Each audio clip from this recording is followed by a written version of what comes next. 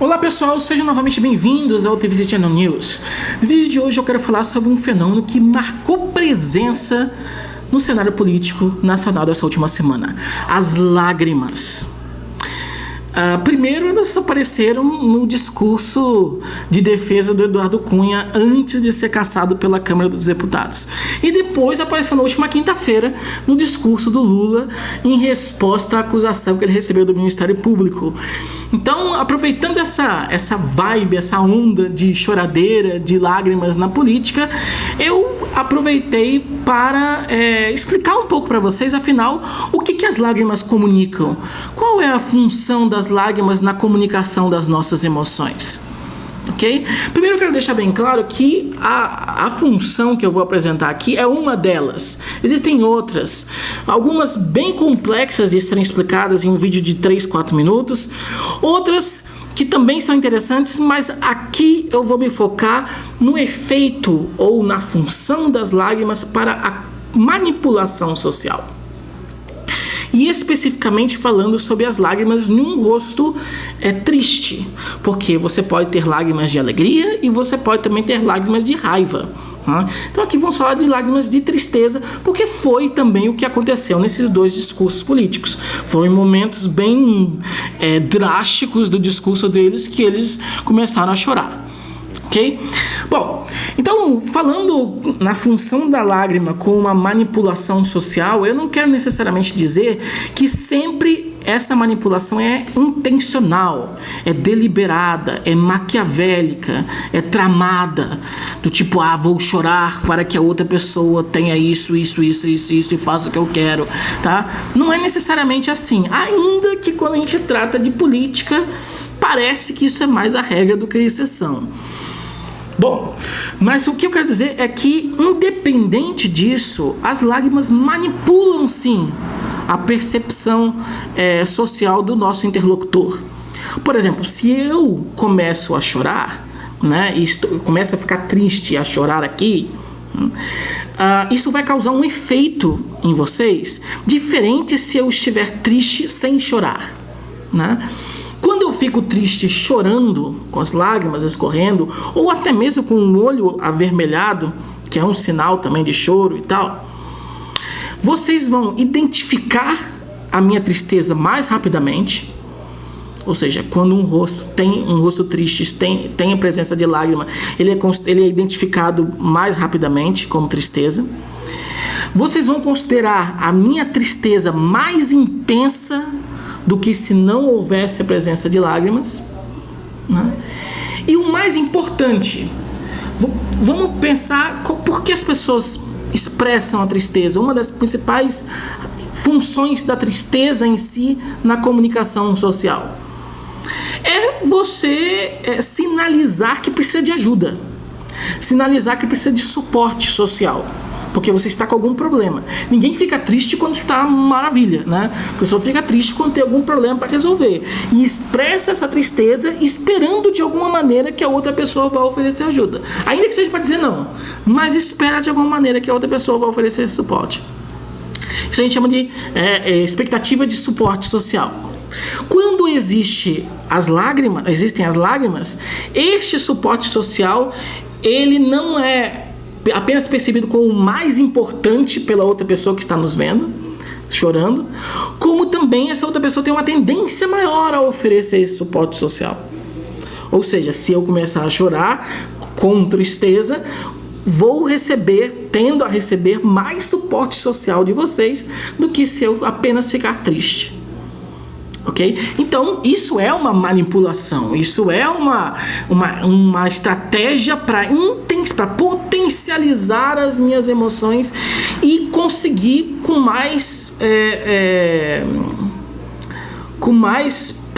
uma probabilidade maior aquilo que eu realmente quero, que é esse suporte.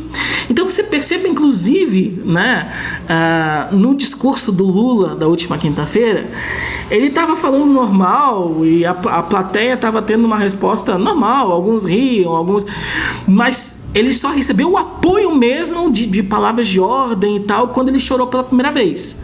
Porque ele chorou umas 3-4 vezes naquele negócio ali, Então, mas quando ele começou a chorar pela primeira vez, que veio Lula, aquelas coisas lá.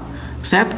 Então, você veja que foi o choro dele que trouxe ou que motivou o povo a realmente firmar ou afirmar o apoio àquele cara, né? Aí vem outra pergunta: e por que no caso do Eduardo Cunha isso não aconteceu? Ele chorou lá e ninguém parece ter dado a mínima importância e tal, né?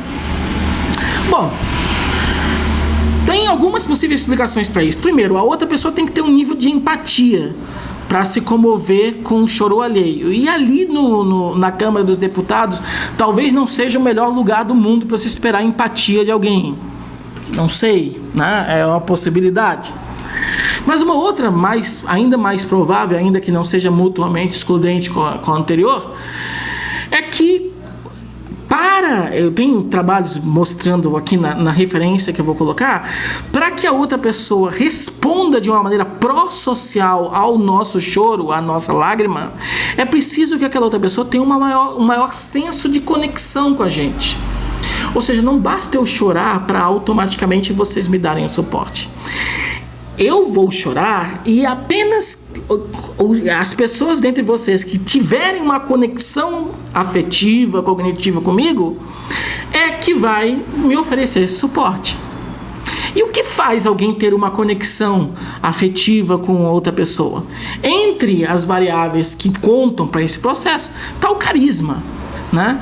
E é claro, independente de quanto vocês gostem de Lula ou não gostem de Lula, é inegável que ele é um cara extremamente carismático, muito mais carismático que Eduardo Cunha.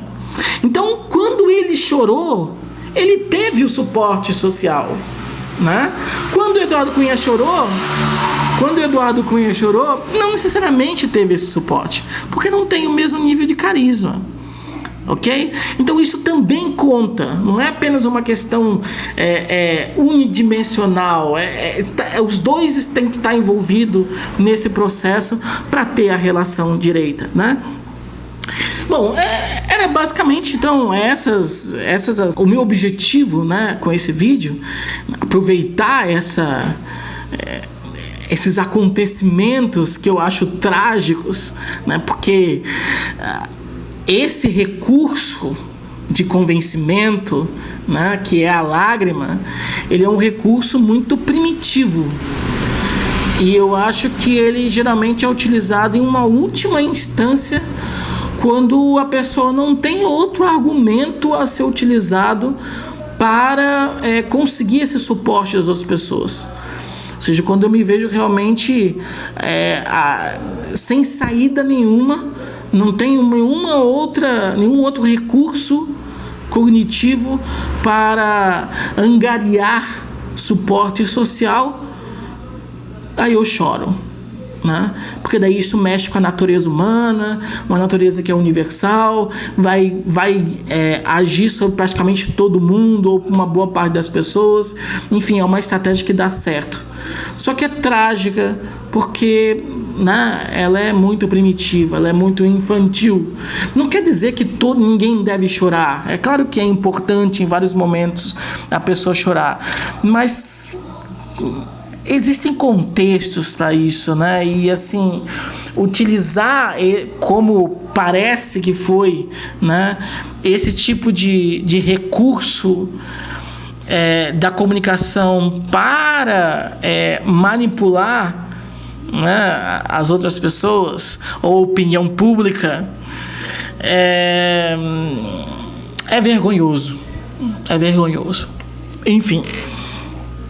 Novamente, não quer dizer que todos que choram estão todos que choram estão manipulando, mas não quer dizer que essa manipulação é intencional ou deliberada, né?